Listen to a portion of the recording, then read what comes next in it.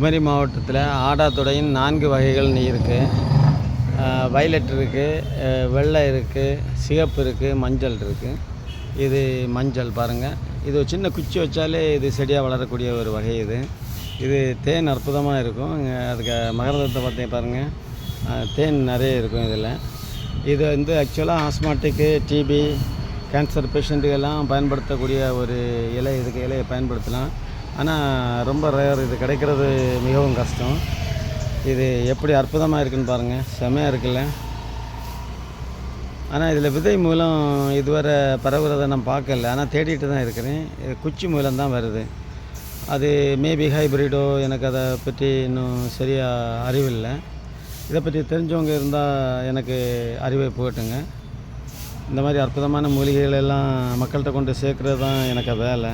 இது பாருங்கள், இதுக்கு அந்த பூவில் பாருங்கள், ஒரு இதழ் பச்சையாக இருக்குது பார்த்தீங்களா. அந்த அளவு நாங்கள் பிளான்ஸ்கிட்ட இன்வால்வ் ஆகிருக்கோம். வாழ்த்துக்கள் நண்பர்களே.